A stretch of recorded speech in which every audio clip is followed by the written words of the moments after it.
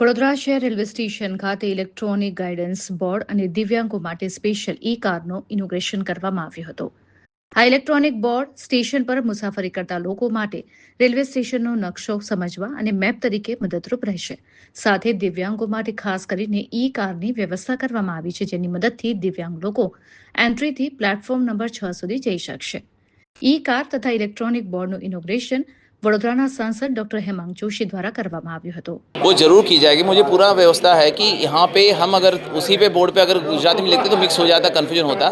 एक बोर्ड गुजराती में भी जरूर लगाया जाएगा। जहाँ जहाँ ये तो हमने इनिशियल ये किया है, बड़ा अच्छा फर्स्ट टाइम इतने लार्ज साइज़ पे लगाया गया है, तो इस डिज़ाइन को और इम्प्रूव करेंगे। और गुजरात में जहाँ भी है वो एक बोर्ड गुजराती में भी रहेगा पैरेलल में, और एक राजभाषा में भी रहेगा। आज किन किन चीज़ों का उद्घाटन किया गया था? दो चीज़ें हैं। पहले तो डिजिटल बोर्ड का उद्घाटन कराया गया है जो NFR में कराया गया है, और दूसरा महत्वपूर्ण जो कार्ट है इलेक्ट्रिक कार्ट, स्पेशली फॉर दिव्यांगजन और वृद्ध लोगों के लिए वो कराया गया है, जो कि उनके लिए बड़े यूज़फुल होगा पूरे कम्यूट करने में up to the train. Okay, thank you. Vadodara railway station खाते रेलवे विभाग અને અમારા DRM શ્રી એમના લીડરશિપમાં બે નવા સોપાન આજે વડોદરા રેલવે સ્ટેશનમાં ઉમેરાયા છે.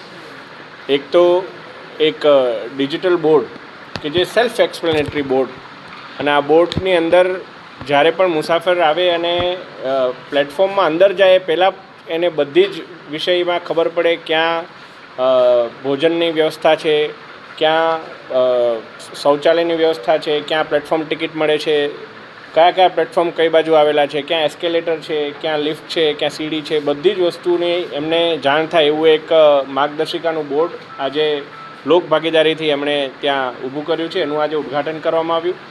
અને બીજું અને અત્યંત સંવેદનશીલ જે પ્રોજેક્ટ છે કે જે પ્રોજેક્ટ સારથી આર્કોન સારથી નામક આ સમગ્ર દિવ્યાંગો માટે બનાવવામાં આવેલો આ પ્રોજેક્ટ કે જેની અંદર ઇલેક્ટ્રિક જે કાર્ડ છે એની અંદર એક દિવ્યાંગ વ્યક્તિ, વૃદ્ધ વ્યક્તિ પોતે બેસી અને એની અંદર જ્યારે એમને પ્લેટફોર્મની અંદર એક જગ્યાથી બીજી જગ્યાએ જવા માટે જ્યારે અગવડ પડતી હોય ત્યારે આ પ્રકારની સુવિધાથી ખૂબ સારી એમને મદદરૂપ થશે. અને આ સુવિધા કે જે ખૂબ એફોર્ડેબલ અને સાથે સાથે એનાથી દિવ્યાંગોને એમના સગાવાલાઓને બંનેને રાહત થાય એ માટેનું આ એક સમગ્ર જે પ્રોજેક્ટ જે સમગ્ર આર્કોન ગ્રુપ દ્વારા કરવામાં આવ્યો છે એ બદલ ભરતભાઈ અને એમની સમગ્ર ટીમને પણ હું શુભકામનાઓ પાઠવું છું.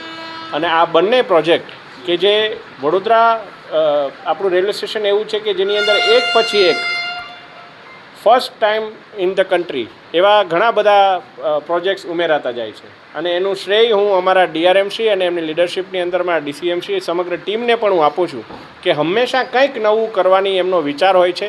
અને નવું કરવા સાથે સાથે જે અહીંના સ્ટેક હોલ્ડર્સ છે એ લોકોને પણ કોઈ નુકસાન ના થાય, એમના હિતોને પણ કોઈ વાંધો ના આવે એનું પણ તેઓ ધ્યાન રાખી રહ્યા છે. એ માટે પણ હું એમને શુભકામનાઓ પાઠવું છું.